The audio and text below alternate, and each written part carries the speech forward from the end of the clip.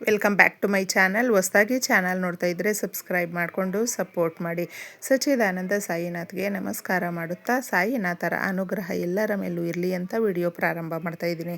ಸ್ನೇಹಿತರೆ, ಪೌರ್ಣಮಿ ಇದೆ, ಗುರುವಾರ. ಮರೆಯದೆ ಈ ಒಂದು ಪರಿಹಾರವನ್ನು ನಿಮ್ಮ ಅಡುಗೆ ಮನೆಯಲ್ಲಿ ಮಾಡ್ಕೊಳ್ಳಿ. ಅಡುಗೆ ಮನೆ ಅನ್ನುವಂಥದ್ದು ನಮ್ಮ ಏಳಿಗೆಗೆ ಒಂದು ಅದ್ಭುತವಾದ ಸ್ಥಾನ ಅಂತ ಹೇಳಬಹುದು. ಏಕೆಂದರೆ ನಮ್ಮ ದೇಹಕ್ಕೆ ಹೃದಯ ಎಷ್ಟು ಮುಖ್ಯವೋ ನಮ್ಮ ಮನೆಗೆ ಅಡುಗೆ ಮನೆ ಕೂಡ ಅಷ್ಟೇ ಮುಖ್ಯ. ನಮ್ಮ ಮನೆಯ ಹೃದಯದ ಭಾಗ ಅಂತ ಹೇಳಬಹುದು. ನಾವು ಏಳಿಗೆ ಆಗಬೇಕು ಅಂದರು ಅಥವಾ ನಮಗೆ ಕಷ್ಟಗಳು ಬರಬೇಕು ಅಂದರೆ, ನಷ್ಟಗಳು ಬರಬೇಕು ಅಂದರು, ಪ್ರತಿಯೊಂದಕ್ಕೂ ಕೂಡ ನಮ್ಮ ಅಡುಗೆ ಮನೆ ಸಾಕ್ಷಿಯಾಗುತ್ತೆ ಅಂದರೆ ನೀವು ಅರ್ಥ ಮಾಡ್ಕೊಳ್ಳಿ ಯಾವ ರೀತಿ ಇರುತ್ತೆ. ಪ್ರತಿಯೊಬ್ಬ ಹೆಣ್ಮಕ್ಳು ಅಡುಗೆ ಮನೆಗೆ ಇರುವಂಥ ಯಾವುದೇ ಕಷ್ಟ ನಷ್ಟಗಳಿದ್ದರೂ ಆ ದಿನಕ್ಕೆ ಮಕ್ಕಳಿಗೂ ಗಂಡ ಸಂಸಾರ ಅಂತಂದ್ಬಿಟ್ಟು ಅವ್ರಿಗೋಸ್ಕರ ತುಂಬ ಪ್ರೀತಿಯಿಂದ ಅಡುಗೆ ಮಾಡಿ ಇಡುವಂಥ ಜಾಗ ಅಷ್ಟು ಪವಿತ್ರವಾಗಿರುತ್ತೆ. ಈ ಜಾಗದಲ್ಲಿ ನಾವು ಮಾಡುವಂಥ ಪರಿಹಾರ ಬಂದು, ಮನೆಯಲ್ಲಿ ಯಾರು ದುಡಿತಾ ಇರ್ತಾರೆ ನೋಡಿ,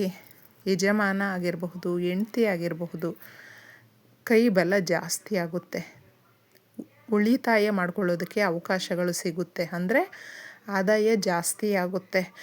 ನಾವು ಆದಾಯ ಕಡಿಮೆ ಇದೆ ಅಂತಂದ್ಬಿಟ್ಟು ಸಾಕಷ್ಟು ಬಾಧೆನಲ್ಲಿದ್ದಾಗ ಈ ಪರಿಹಾರಗಳನ್ನು ಮಾಡಿಕೊಂಡಾಗ ಮನೆಯಲ್ಲಿ ಅಭಿವೃದ್ಧಿ ಜಾಸ್ತಿ ಬರುವಂಥ ಸಾಧ್ಯತೆಗಳಿರುತ್ತೆ.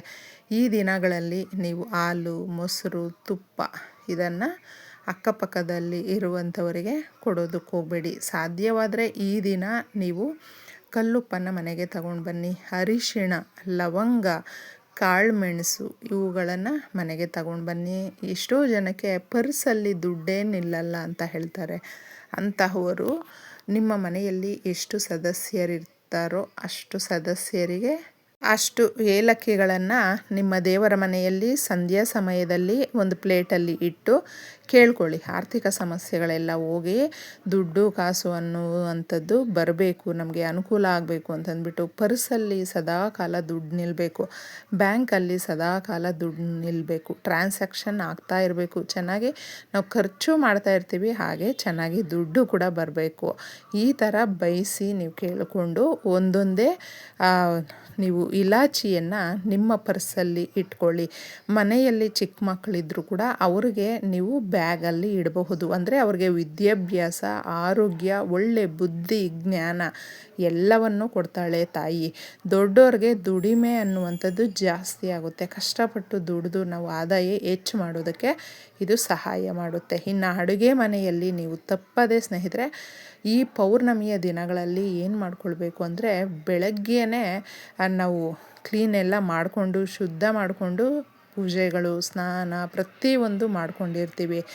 ಆದರೆ ರಾತ್ರಿ ಮಾಡುವಂಥ ಪರಿಹಾರ ಇದೆ ನೋಡಿ, ಇದು ಅಡುಗೆ ಮನೆಯಲ್ಲಿ ಎಷ್ಟೊಂದು ವಿಶೇಷತೆಯಿಂದ ಇರುತ್ತೆ ಅಂದರೆ, ಪ್ರತಿಯೊಬ್ಬರಿಗೂ ಕೂಡ ಹೆಣ್ಣು ಮಕ್ಕಳಿಗೆ ನಾವು ಬೆಳಗ್ಗೆಯಿಂದ ದುಡ್ದಿರ್ತೀವಿ, ರಾತ್ರಿ ಆ ಸಣ್ಣ ತಪ್ಪು ಮಾಡೋದ್ರಿಂದ ನಾವು ಏನು ದುಡಿತಾ ಇರ್ತೀವಿ ನೋಡಿ, ಅದು ಅರ್ದು ಹೊರಗಡೆ ಹಾಗೇ ಹೋಗ್ಬಿಡುತ್ತೆ. ದರಿದ್ರ ಅನ್ನುವ ರೂಪದಲ್ಲಿ ಮತ್ತೆ ಮನೆಗೆ ಬರುತ್ತೆ. ಯಾಕೆ ಅಂದರೆ ಸಾಕಷ್ಟು ಜನ ನಾವು ಬೆಳಗ್ಗೆಯಿಂದ ದುಡ್ಕೊಂಡು ಬಂದಿರ್ತೀವಿ ಅಥವಾ ಮನೆಯಲ್ಲೇ ಕಷ್ಟಪಟ್ಟು ದುಡ್ದಿರ್ತೀವಿ, ನಮಗೆ ರೆಸ್ಟ್ ಬೇಕು ಅಂತ ರಾತ್ರಿ ಏನು ಮಾಡ್ತಾರೆ ಅಂದರೆ, ಅಡುಗೆ ಮಾಡಿ ತಿಂದುಬಿಟ್ಟಿದ್ದೆ ಪಾತ್ರೆಗಳನ್ನು ಹಾಗಾಗಿ ಬಿಟ್ಬಿಟ್ಟು ಸ್ವಚ್ಛ ಮಾಡದೆ ಹೋಗಿ ಮಲ್ಕೊಂಡ್ಬಿಡ್ತಾರೆ. ಈ ತಪ್ಪನ್ನು ಮಾಡಬೇಡಿ. ಆ ಸಮಯಕ್ಕೇ ಕೆಲಸ ಮಾಡ್ಕೊಂಡ್ಬಿಟ್ರೆ ನಮ್ಮ ಅಡುಗೆ ಮನೆ ಯಾವಾಗಲೂ ನೀಟಾಗಿರುತ್ತೆ. ರಾತ್ರಿ ನಾವು ತಿಂದು ಮಲಗುವಾಗ ಯಾವುದೇ ಕಾರಣಕ್ಕೂ ಅಷ್ಟೇ ಎಂಜಲ್ ಪ್ಲೇಟನ್ನು ನೀವು ಹಾಗೆ ಇಡೋದಕ್ಕೆ ಹೋಗಬೇಡಿ. ಕ್ಲೀನಾಗಿ ಪಾತ್ರೆಗಳನ್ನು ತೊಳೆದು ನಿಮ್ಮ ಅಡುಗೆ ಮನೆಯನ್ನು ಅಂದರೆ ಸ್ಟೌವನ್ನು ಒರೆಸಿ ಅಡುಗೆ ಮನೆಯನ್ನು ಕ್ಲೀನಾಗಿ ಇಟ್ಟು ಈ ಪರಿಹಾರವನ್ನು ರಾತ್ರಿ ಹೋಗೋದಕ್ಕೂ ಮುಂಚೆ ಮಾಡಿಕೊಂಡಾಗ ನಿಮ್ಮ ಮನೆಯಲ್ಲಿ ನೋಡಿ ಲಕ್ಷ್ಮಿಯರ ಆಶೀರ್ವಾದ ಯಾವ ರೀತಿ ಸಿಗುತ್ತೆ ಅಂದರೆ, ಯಾಕಂದರೆ ಲಕ್ಷ್ಮೀ ದೇವಿಗೆ ನಮ್ಮ ಅಡುಗೆ ಮನೆಯಲ್ಲಿ ನಾವು ಯಾವ ರೀತಿ ಇಟ್ಕೊಂಡಿರ್ತೀವಿ ನೋಡಿದ್ರೆ ಖುಷಿ ಪಡ್ತಾಳೆ ತಾಯಿ. ಈ ಜಾಗದಲ್ಲಿ ಇವಾಗ ಹೇಳ್ದೆ ನೋಡಿ, ಮುಸುರೆ ಬಟ್ಟೆಗಳು, ಹಾಲು ಉಕ್ಕೋಗಿದ್ರೆ, ಸಾಂಬಾರು, ಈ ಥರ ನಾವು ಅಡುಗೆ ಮಾಡುವಾಗ ಎಲ್ಲ ಚೆಲ್ಲಾಪಿಲ್ಲಿಯಾಗಿದ್ದರೆ ಅದನ್ನು ನೀಟಾಗಿ ಇಡದೇ ಇದ್ದರೆ ಜ್ಯೇಷ್ಠಾದೇವಿ ಅಲ್ಲಿ ಇರ್ತಾಳೆ. ಯಾವ ಜಾಗದಲ್ಲಿ ಜ್ಯೇಷ್ಠಾದೇವಿ ಇರ್ತಾಳೋ ಮಹಾಲಕ್ಷ್ಮಿ ಅಲ್ಲಿ ಬರೋದಕ್ಕಾಗೋದಿಲ್ಲ. ಅದಕ್ಕೆ ಯಾವಾಗಲೂ ನೀಟಾಗಿ ಇಟ್ಕೊಂಡಿರಬೇಕು. ಈ ಪರಿಹಾರವನ್ನು ಮಾಡ್ಕೊಳ್ಬೇಕಾದ್ರೆ ನೀವು ಎಲ್ಲವನ್ನು ತೊಳೆದು ಕ್ಲೀನಾಗಿ ಅಡುಗೆ ಮನೆಯಲ್ಲಿ ಸ್ಟೌವನ್ನೆಲ್ಲ ಒರೆಸ್ಬಿಟ್ಟಿದ್ದೆ. ತದನಂತರ ಇನ್ನೇನು ನಾವು ಹೋಗಿ ನಿದ್ದೆ ಮಾಡಬೇಕು ಅನ್ನುವಂಥ ಸಮಯದಲ್ಲಿ ಕೈ ಕಾಲು ಮುಖ ತೊಳ್ಕೊಂಡು ಬಂದುಬಿಟ್ಟಿದ್ದೆ. ಈ ಪರಿಹಾರವನ್ನು ಮಾಡ್ಕೊಳ್ಳಿ. ಯಾಕಂದರೆ ಎರಡೆರಡು ಹೊತ್ತು ಕೂಡ ಸ್ನಾನ ಮಾಡಬೇಕು ಅಂತೇನೂ ಇಲ್ಲ. ನಾವು ಬೆಳಗ್ಗೆ ಆಲ್ರೆಡಿ ಮಾಡಿಕೊಂಡು ಪೂಜೆ ಎಲ್ಲ ಮಾಡಿರ್ತೀವಿ. ರಾತ್ರಿ ಈ ಪರಿಹಾರವನ್ನು ಮಾಡ್ಕೊಳ್ಳೋದಕ್ಕೆ ಕೈ ಕಾಲು ಮುಖ ತೊಳ್ಕೊಂಡು ಬಂದರೆ ಸಾಕಾಗುತ್ತೆ. ನೀವು ಒಂದು ಪ್ಲೇಟನ್ನು ತಗೊಂಡಿದ್ದೆ.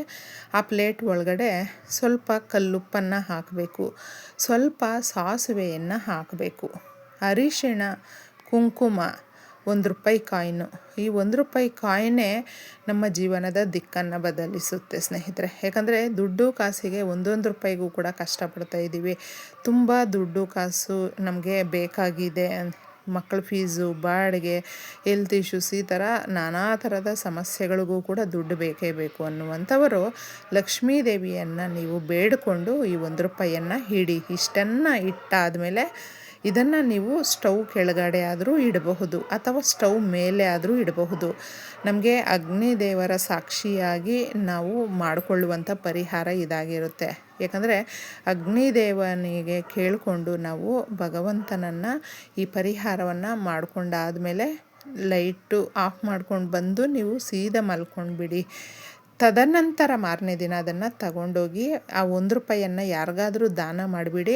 ಇನ್ನು ಮಿಕ್ಕಿದ ವಸ್ತುಗಳನ್ನು ತುಳಿದೇ ಇರುವ ಕಡೆ ಹರಿಯುವ ನೀರು ಈ 2 ಜಾಗದಲ್ಲಿ ಹಾಕಬೇಕು. ಇಷ್ಟನ್ನು ಮಾಡ್ಕೊಳ್ಳಿ.